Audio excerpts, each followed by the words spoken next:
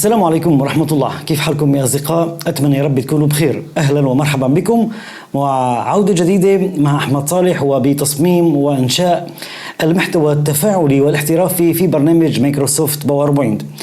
كل عام وانتم بخير. بداية الأمة العربية والأمة الإسلامية وحضراتكم وأنتم ومن تحبون بألف خير إن شاء الله.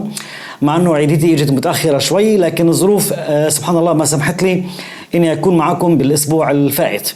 فإن شاء الله تعالى الهمة بالأيام الجاية عالية، ورح نقدم شيء جدا جميل واحترافي يليق بحضراتكم متابعي قناة عالمكم. قبل ما نبدأ أصدقائي بلقاء اليوم، حبيت أوضح بعض الأمور عن خدمة الانتساب في قناة عالمكم. الآن اللي رح أتكلمه هو موجود الآن على الشاشة، وبإمكانكم أيضا تتبعوا نفس الخطوات لتحصلوا على الخدمات اللي أنتم محتاجينها وسبل التواصل مع أحمد صالح لتلبية أي خدمة أنتم محتاجينها.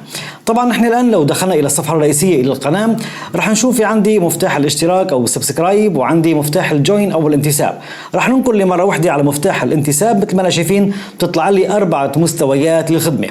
خدمة الأبطال هي عبارة عن رسوم شهرية بسيطة تدعموا من خلالها أحمد صالح وقناة عالمكم لحتى يقدم أكثر وأقدر أأمن المعدات اللازمة، سواء كان بالإضاءة وهندسة صوتية أو الكاميرات. هذه بصراحة المعدات مكلفة جدا جدا مقارنة مع أرباح اليوتيوب. يعني أرباح اليوتيوب لا تغطي هذه التكاليف. فاللي حابب أنه يدعم أحمد صالح بقيمة مادية بسيطة شهريا، المستوى الأول من خدمة الانتساب هو للدعم التقني تمام لأحمد، أو الدعم المادي للدعم التقني لأحمد صالح ولقناة عالمكم. تمام. المستوى الثاني طبعا هو مستوى المتميزون. طبعا في هذا المستوى انت لما تنتسب بيحق لك تطلب فيديو تعليمي مخصص او تتواصل عبر الواتساب لاي استشاره تقنيه، وايضا بتحصل على كافه ملفات الاعمال للفيديوهات اللي انا بشتغلها. يعني انا لما انزل فيديو بيحق لك طالب الملف او هو راح يصلك الملف مباشره الى كل المنتسبين. المستوى الثالث هو مستوى المبدعون. طبعا بامكانك تطلب فيديو مخصص وانك تطلب حتى بث مباشر يكون للمنتسبين، او تطلب درس اونلاين لتوضيح اي شرح واي فكره.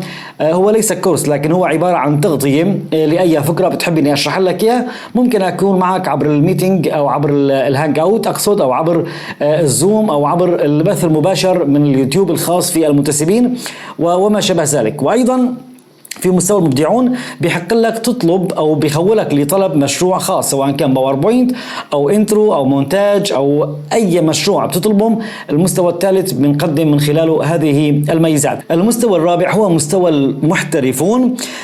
بيمكنك هذا المستوى من طلب كورس معين، إليستريتور، فوتوشوب، ادوبي بريمير، اكسل، وورد، اي كورس مقدم على القناه او حتى ربح من اليوتيوب. بامكانك تطلب كورس معين وتتم وضع الجدول الزمنيه الخطة والأهداف لهذا الكورس، وبيكون الكورس خاص فيك أنت فقط لا غير. أيضا مع كافة المزايا السابقة من مجرد الملفات وطلب الملفات وطلب التواصل واتساب ولقاءات البشرة وإلى ما هنالك. حبيت أني أوضح هذه النقاط لموضوع خدمة الانتساب، كيف ممكن حضراتكم يعني تستفادوا منها، وأيضا من خلال النقر على أي مستوى تطلع لك نافذة الانتساب وطريقة الدفع مباشرة. ربما يكون في أصدقائنا بالعراق أو باليمن أو في بعض أو حتى في سوريا، هذه البلدان غير متاح من خلالها خدمة الانتساب مباشرة. بإمكانك التواصل عبر الإيميل اللي رح يكون موجود في صندوق الوصف إن شاء الله. تتواصل معي وتبدي رغبتك بالانتساب بأي مستوى، وآلية الاشتراك ممكن نتفق عليها إن شاء الله بعيدا عن موضوع اليوتيوب. وأيضا موضوع خدمة التدريبات الأونلاين رح يكون موجود رابط للواتساب مباشرة. بإمكانك الضغط على الرابط وفتح المحادثة المباشرة مع أحمد صالح. عفوا أنا أقصد لكورس تعليمي، يعني اللي محتاج يحجز دورة تدريبية الواتساب أو رقم الواتساب راح يكون متاح لطلب الكورسات التدريبية وليس الاستشارات أو استفسارات أو رد على التعليقات. فسامحوني فاللي جاني كثير من المراسلات، ما عندي القدرة بصراحة والوقت الكافي. كنت أتمنى لو أقدر أني أرد على الجميع. تمام يا أصدقاء. طيب اليوم راح نغطي الإعلان اللي تكلمنا عليه مؤخرا عن كيفية او لو ارتقينا شوي في برنامج الباوربوينت وادخلنا مهارات اضافيه اللي يسمى دمج الصوريات. راح نستعين اليوم في مواقع اضافيه لنعزز مهاراتنا ونعزز مخيلتنا في انتاج وابتكار بيئه تفاعليه غايه بالجماليه وغايه بالروعه. قبل ما نبدا تكرما ضغط مفتاح اللايك وترك التعليقات وتعمل الاشتراك اذا كنت ضيف جديد على قناتنا، بنتشرف فيك. ويلا مع بعض لحتى نبدا مباشره بلقاء مشيق ومتميز مع باوربوينت لهذا اليوم.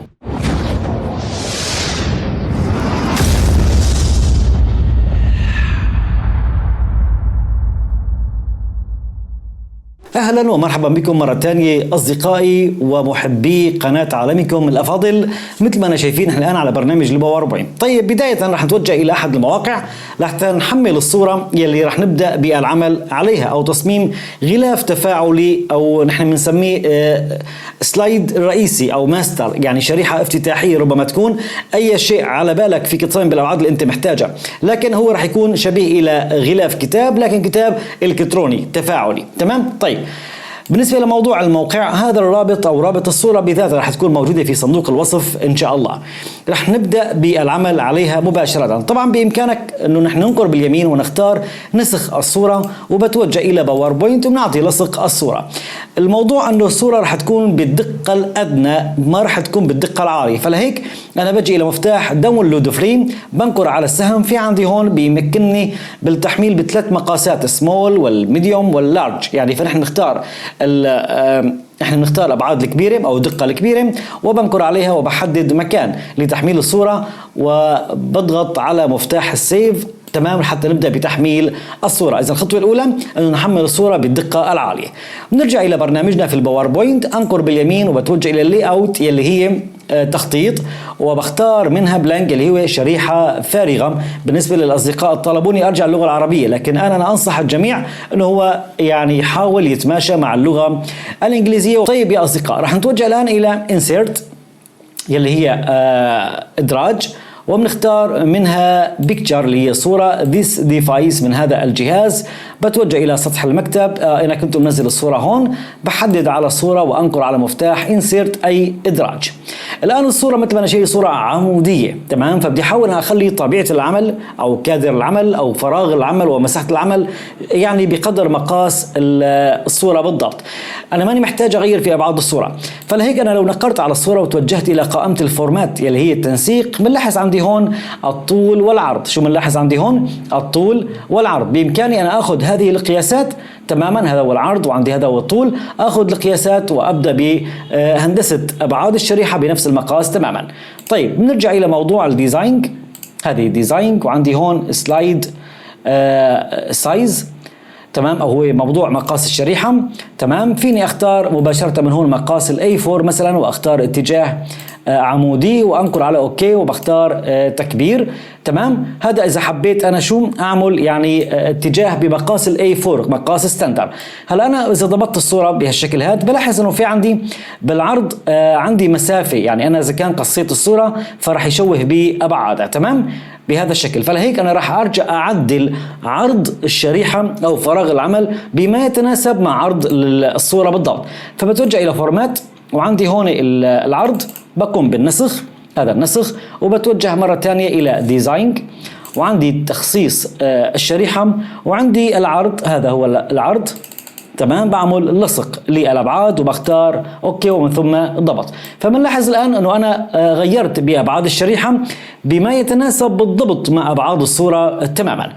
اذا المرحله الاولى هي هندسه الكادر وفراغ العمل بما يتناسب مع المساحه اللي راح اصمم عليها، وبما ان العمل الان على الصوره فانا محتاج يكون فراغ العمل بمقاس الصوره وليس مقاس الصوره بمقاس فراغ العمل، لان العمل راح يكون هو على نفس الصوره تماما. الآن يا أصدقاء الفكرة الثانية، أنا كنت أخذ لقطة صورة، خلينا نشوفها نحن، نتوجه إلى إنسيرت أو خليني أعمل شريحة جديدة، هيدي نيو سلايد، وبتوجه إلى إنسيرت بيكتشر ذيس ديفايس وبختار الصورة وأنقر مفتاح الإنسيرت. الآن أنا كنت أخذ صورة عادية كامش التليفون أو ماسك التليفون بإيدي وأخذت الصورة بكاميرا أو بتليفون آخر بكل بساطة. الآن أنا كيف ممكن أعمل عملية تفريغ لهيدي الصورة؟ والأمر شبيه في أداة القلم او البين تول في اداه الفوتوشوب او الالستريتور، كيف ممكن نحن نحسن نستخدم هذه الميزه او نفعل هذه الميزه في برنامج الباوربوينت. خلونا نتابع خطوة بخطوة لتاخذ مني المهارة كيف ممكن نحسن نفرغ الصورة بشكل جميل جدا جدا مع حواف الأصابع وكأني عم بشتغل أداة البنتول في الفوتوشوب أو أدوبي إلستريتور. بداية المساحات الفارغة اللي أنا ماني محتاجها بإمكاني أن أتوجه إلى قائمة الفورمات وإلى الجروب بفعلها وبقوم بإزالة المساحات الزائدة اللي أنا ماني محتاجها. هذه المساحات كلياتها أنا ماني محتاجها لحتى يكون فراغ العمل يعني متاح لي وبسيط نوعا ما. طيب مع الكنترول رح نكبر شوي بهذا الشكل. طيب أصدقائي رح نشتغل أو الخدعة هون على الشكل التالي، رح أرسم شكل ومن خلال دمج الصورة مع الشكل فيني أعمل اقتطاع تمام وتعبئة الشكل بالصورة اللي أنا رح أقوم بدمجها مع الشكل. ربما يكون الآن الكلام غريب فخلني أوضح لك بالطابع العملي مباشرة وركز معي خطوة بخطوة. فرح أتوجه إلى insert اللي هي إدراج ومن ثم shapes يلي هي أشكال وبتوجه إلى أداة الرسم الحر، أداة الأشكال هذه أداة الرسم. بنكر تمام مع السحب بنكر بضيف نقرات تمام لحتى أنا أرسم الحواف للصورة اللي أنا بدي أبقيها موجودة على الشاشة ويلي هي عبارة عن صورة الهاتف مع صورة اليد. العملية هي عملية تفريغ لكن تفريغ دقيق تمام، والأمر شبيه في أداة البنتول تمام في برنامج الفوتوشوب وبرنامج الأدوبي إلستريتور. فبرنامج الباوربوينت يعطينا لياقة وإمكانية جميلة جدا جدا لحتى تكون أعمالنا أيضا احترافية. طيب وبجي لهون وبرجع بسكر الشكل تماما. يعني احنا رسمنا شكل شبيه على مساحة اليد وهي ماسكة الهاتف تمام. الآن بتوجه إلى الفورمات نختار نوفل يعني بدون تعبئة، خلني اختار لون وليكن اللون الأحمر لحواف الرسم تماما. لكن الآن لو كبرنا شوي المساحة راح نشوف انه عندي بعض المشاكل يعني التحديد مش دقيق. فلهيك الآن شو بسوي؟ بنكر باليمين على الشكل يلي رسمناه وأزلنا منه موضوع التعبئة وبنختار طبعا من الشكل، خلني ارجع انكر على الشكل باليمين وبختار edit point اي تحرير النقاط. تحرير النقاط راح اجي الى هذه النقطة مثلا وباخذ هذا الساعد وبنعمل التفاف لحتى ناخذ شو هذا الالتفاف. هيدي برجع بحركها لهون وبلف المكان لهون تمام. نفس الشيء هذا الساعد برفعه للاعلى لحتى اخذ شو كمان الالتفاف يا اصدقاء. هيدي النقطة بقربها الى الداخل شوي وبنعمل الان هذا الالتفاف نفس المبدأ. كمان الالتفاف عندي هون تمام. طيب هذه النقطة بدي اسحب على هذا المكان وبنعمل كمان الالتفاف بهذا الشكل يا أصدقاء تمام. عندي هون نشوف هذه النقطة وين موجودة بالضبط، نزيلها إلى الزاوية نضبطها لهون تمام تمام. وبعمل هون عندي التفاف لحافة الهاتف العلوية تمام بهذا الشكل. هذه النقطة بنجيبها لهون وباخذ الساعد وبنعمل التفاف على قدر يعني التفاف الإصبع بالضبط. نفس المبدأ عندي هون بهذا الشكل بنعمل الالتفاف. طيب نختار شوي المساحة لهون تمام. عندي هذه النقطة بندخلها للداخل شوي نفس المبدأ. هذه النقطة بندخلها للداخل هذه نعمل التفاف. فبنلاحظ الآن الأمر شبيه تماما في أداة البن تول يا أصدقاء. هذه النقطة خلينا ندخلها للداخل لهون تمام تمام. نفس المبدأ هذه النقطة بنجيبها إلى الداخل. طيب الآن رح ناخذ إلى اليمين. طيب هذه النقطة بتكون معي هون عندي إياها هون تمام تمام. مثلا بنكر على هالنقطة لاحظ هون في عندي التفاف فبجي بنكر مع السحب وبنعمل التفاف لهذا المكان من الهاتف تمام. نعمل كمان شو هون التفاف. طيب نفس المبدأ هذه النقطة بندخلها إلى الداخل وبنعمل التفاف. برجع بنقر على هذه النقطة وبنعمل التفاف لحتى أخذ الحافة العلوية للأصبع تمام بهذا الشكل تمام. طيب الآن نحن لاحظنا أن الأمور أصبحت يعني جاهزة بشكل أفضل والتحديد بشكل أدق تماما. الآن بكل بساطة أنا بحدد الصورة، أضغط مفتاح الشيفت وبحدد الشكل. بتوجه إلى قائمة الفورمات او الفورمات طبعا ثاني وحده. ومن الدمج بنختار طرح او تقاطع لحتى احصل الان على هذه النتيجه وتفريغ بدقه عاليه للصوره. طبعا رح نشوف هون بعض التكسيرات اتضح معنا بعض الخطا، فبنعمل كنترول زد وكنترول زد وبنعالج بعض العيوب يلي نحن صادفناها بعد القطاع. فبتراجع فقط خطوتين ونفس الطريقه بنقر باليمين وبتوجه الى edit بوينت مره ثانيه يا اصدقاء. كمان برجع بشتغل على موضوع الزوايا. تمام، خلينا نعمل كمان هون التفاف وايضا هون التفاف.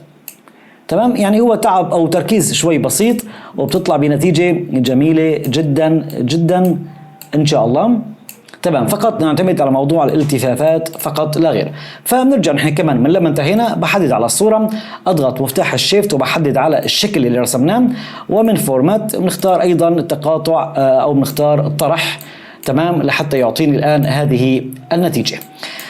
الآن يا أصدقاء أنا محتاج، لو رجعنا للصورة لهون، أنا محتاج أنه يكون عندي القارب الموجود بالنهر هو داخل مسطح الهاتف أو سطح الهاتف، فلازم أنا أفرغ هذا السطح تماما. لازم شو أعمل؟ أفرغه. فبنفس الطريقة خلينا نكبر شوي، بنفس الطريقة بتوجه إلى insert اللي هي إدراج، ومن شيبس اللي هي أشكال، وبختار أداة الأشكال أو أداة الرسم، وببدأ على الشكل التالي. راح أضيف نقطة هون وبجي مع السحب وبرسم نقطة ثانية بهذا المكان، نقطة ثانية هون، كمان عندي نقطة هون، وبضيف نقطة هون وبسحب للآخر، طبعا مع الاحتفاظ مع حواف شو؟ حواف الهاتف. الآن أعتقد المظهر وضح لحضراتكم. رح نختار نفس الطريقة بدون تعبئة، وبختار يعني أي لون رسم، وحتى إذا كان إحنا قللنا سمكته شوي لحتى تكون دقة أكثر، وبرجع بنقل باليمين وبنختار تحرير النقاط. طبعا هذه النقطة رح نزيد التفاف لهون، نفس المبدأ عندي هون نعمل التفاف، نفس المبدأ بنقر على هذه النقطة وبختار السواعد وبنعمل التفاف، والنقطة الثانية أيضا كمان برجع بجهز الالتفاف اللي هون، والأمور صارت بالخير والأحلى من هيك. الآن برجع بحدد الصورة، أضغط مفتاح الشيفت وبحدد الشكل اللي رسمناه، وأيضا من فورمات بنرجع بنختار الآن عندي إياه طرح. شو بنختار؟ طرح، لحتى نحن نقوم بعملية قص. الآن بختار كنترول زائد اكس يعني عملية قص، وبجي إلى الصورة الرئيسية نصغر شوي، بختار كنترول زائد في، فطلعت معي الصورة مفرغة ولا أجمل من هيك. خلينا نكبرها شوي ونبدأ في معالجة بعض النقاط وبعض العيوب. الآن راح أقوم بإزالة هذه الشريحة ما ضل أي احتياج فيها. أصدقائي، بداية نحن شايفين أن الهاتف أو حواف الهاتف متجهة نحو الأعلى، فأنا محتاج يكون في عندي يعني أكثر استقامة ودمج مع حواف النهر، مثل يعني إن صح التعبير بالضبط. فبدي أعمل شوية استدارة. هذا الأمر بيتحكم فيه تنسيق ثلاثي الأبعاد، فراح أنقر باليمين على الصورة وبتوجه إلى فورمات بيكتشر يعني هي تنسيقات الصورة، وعندي شيء اسمه هون 3D، بجي بختار وبختار أحد الأنماط وليكن عندي هذا النمط. عندي الآن الأسهم للزيادة والنقصان، الالتفاف. تمام، بهذا الشكل، نفس المبدأ عندك يا بهذا الشكل. تمام يا أصدقاء، خلنا نصغرها حبة مشان الأمر يكون واضح لنا. تمام، فقط نوسعها هون شوي وبنحصل على نتيجة جميلة جدا جدا. فقط موضوع التركيز بالميلان. تمام، في عندي فقط هذه الخطوات اني انا اركزها وبحصل على نتيجة جميلة للغاية. فقط اني اوسعها هون حبة اضافية والامر اصبح عندي جميل جدا جدا. الان احنا لو شغلنا شريحتنا راح تكون معنا بهذه الجماليه. فقط موضوع انه انا حكمت موضوع القارب اجى على الشريحه او عفوا على وجه الشاشه عفوا، والمحاكاه اصبحت نوعا ما واقعيه. يعني انا موضوع الشاشه وحواف الشاشه على قدر فراغ الجسر او عفوا عرض النهر الموجود او الممر المائي الموجود بالضبط. في عندي امكانيه اعمل بعض التنسيقات او التاثيرات على الصوره، يعني انا موضوع الالوان وما الوان تكون محاكيه بشكل اكبر، يعني نعمل لها بعض العتامه بعض الظلال حتى تكون مقاربه الى لون الصوره، ففينا اتحكم في بعض الاشباع والظل والاضاءه وما شابه ذلك حتى تعطيني هذه الجماليه. فلو شغلنا الآن نحن راح نشوف الجمالية بهذا الشكل. الآن أنا كيف أجعل من أي صورة ثابتة أجعل منها صورة متحركة، أو أجزئ المكونات الرئيسية اللي فيها وأجعل منها صورة أيضا متحركة. فلهيك راح نستند إلى موقع شبيه جدا جدا جدا في برنامج الفوتوشوب، ورح ناخذ بعض المهارات يلي هي نفسها انت بتشوفها في برنامج الفوتوشوب يلي عندهم اصدارات فوتوشوب على كمبيوتراتهم. اما اذا كان جهازك ما بيستحمل تحميل اصدار، او اذا انت مالك محمل فوتوشوب حتى ما تتغلب، هذا الموقع الفوتو بيا رح يكون موجود رابط الموقع في صندوق الوصف، بتنقر عليه تتوجه الى موقع وبتشاهد انه عندك فوتوشوب. نعم، فوتوشوب بشكل نظامي 100%. ممكن انك تحول من خلال لانجويج الى اللغه العربيه او اللغه الانجليزيه. لاحظ مباشره بيتعرب، بتختار اي لغه للعمل وبتشتغل عليها بشكل جميل جدا جدا. خليني اختار الانجليزيه، انا بشتغل بفوتوشوب على اللغه الانجليزيه. تمام يا اصدقاء، اذا ممكن الان الخطوه الاولى اني انا احصل على فوتوشوب. تمام، طيب بإمكانك تشتغل على فوتوشوب اللي هو منزل على جهازك، وإذا ما كان نزل على جهازك فيك تشتغل مباشرة من خلال هذا الموقع. أول شيء رح نقوم بتحميل الصورة. في عندي إمكانية مثل ما حكيت أخذ نسخ عنوان الصورة على الإنترنت، وبجي إلى برنامج الشبيه بالفوتوشوب والفوتو بيا، وأنقر على فايل ومن ثم Open More، وبنختار Open From URL، وبعمل لصق لعنوان URL ونختار اوكي. طبعا هو الصوره جاب لي اياها، لكن مثل ما حكيت ان الصوره راح تكون ليست بالدقه العاليه، انا محتاج تكون بالحجم الاكبر مثل ما حملناها بدايه. فلهيك بتوجه الى فايل وبنختار اوبن، وبتوجه الى سطح المكتب الى مكان ما حملت الصوره، وبحمل الصوره من جهاز الكمبيوتر. اضغط مفتاح الالت مع سكرول الماوس لحتى انا اكبر واصغر وبشوف الدقه جميله جدا جدا. اذا مفتاح الالت مع الماوس سكرول للتكبير والتصغير، واذا كان كبرته اضغط على سبيس اللي هو المسطره وبنقر على الماوس والسحب لحتى انا احرك واشوف الاماكن اللي انا محتاجها. هذه الان المهارات البسيطه اللي انت محتاجها حتى تبدا بالعمل على برنامج الفوتوشوب او هذا الموقع. اصدقائي الان محتاجين انه انا ابدا بعزل القارب عن الخلفيه، فلهيك راح اختار اداه البن تول. هذه اداه البن تول، تمام، اللي شبيهه لرسمتنا او هذه البن اللي اشتغلناه بوين، اللي اشتغلناه بالباوربوينت قبل شوي. لاحظ الان راح انقر وبجي بنقر مع السحب. اذا حبيت هون في عندي التفاف بنقر مع السحب. لاحظ بدا التلوين معنا فيه اشكاليه. خليني اعمل كنترول زائد زد، كنترول زائد زد نظامي، تراجعت الخطوات. بنيجي لشيت الادوات وبختار بدل شيب بختار باث. انا ما راح ارسم شكل، انا راح ارسم مسار باث، فبنحدد باث وابدا الان بالعمل على التحديد. تمام، وبنقر مع السحب، ناخذ التفاف. تمام، اضغط على سبيس حتى احرك الصوره وبنقر مع السحب.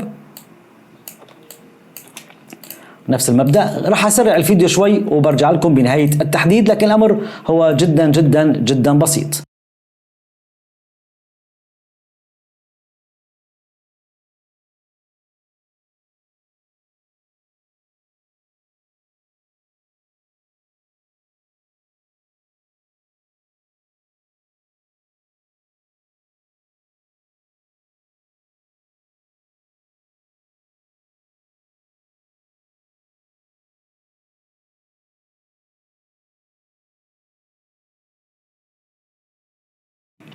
والآن بس اللي انتهينا راح نرجع ننقر على نقطة البداية، بيكون قفل معي التحديد بشكل كامل. الآن في عندي مفتاح اسمه هون سيلكشن، أي حول هذا المسار إلى تحديد، وأنقر على مفتاح الأوكي بيكون تحول معي المسار إلى تحديد. أضغط على مفتاحي كنترول زائد جي من الكيبورد لحتى يعمل لي طبقة تانية فيها فقط هذا القارب. صار عندي شو هون؟ طبقتين، طبقة الخلفية والصورة كاملة، وطبقة فيها شو؟ القارب لحال.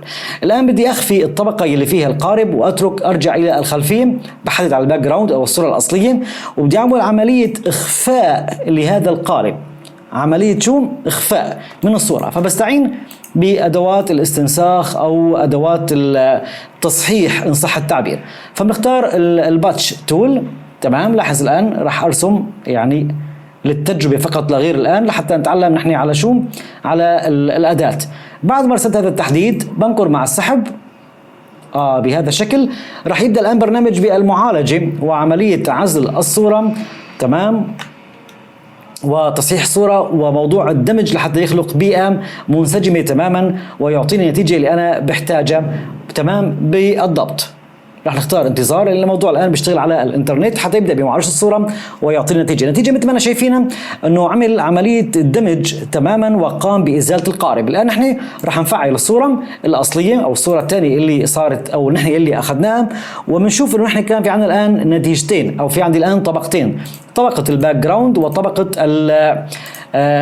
طبقة القارب لحال. فبنحدد الآن على طبقة الباك جراوند لحال، وبنختار من الكيبورد كنترول زائد A تحديد كامل فراغ الصورة، وكنترول زائد C، وبجي إلى الباوربوينت. خلينا نختار شريحة فارغة نيو سلايد، وبختار كنترول زائد V.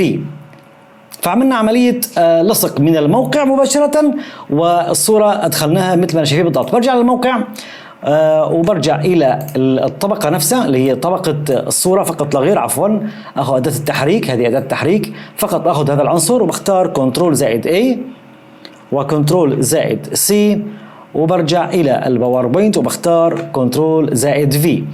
الآن نحن قمنا بعملية لصق القارب لحال، لكن ربما تتفاجأ أنه أعطاك يعني الحواف أو التعبئة السوداء مثل ما أنا شايفين. بتوجه إلى الكلر وبجي بختار تعيين اللون الشفاف، وبنقر على اللون الأسود لإزالته، فأصبحت عندي الصورة الآن مثل ما أنا شايفين مفرغة فيها القارب فقط لا غير يا أصدقاء. بضع الصورة بهذا المكان. طيب خليني أعمل كنترول زائد X وبجي إلى الصورة الأصل وبختار كنترول زائد V لحتى يكونوا القاربين بنفس المساحة، يعني نفس الحجم بالضبط، أتأكد من نفس الحجم بالضبط. وبرجع بختار كنترول زائد X وبجي لهون بختار كنترول زائد V.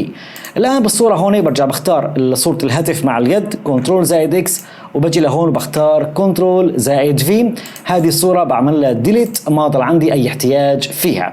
الآن نحن عزلنا صورة القارب عن الصورة بالخلفية بشكل كامل تماما.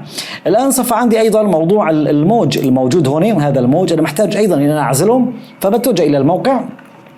طبعا كنترول زائد دي لإلغاء التحديد، أو بتنقل بأي مكان ما عندك أي مشكلة.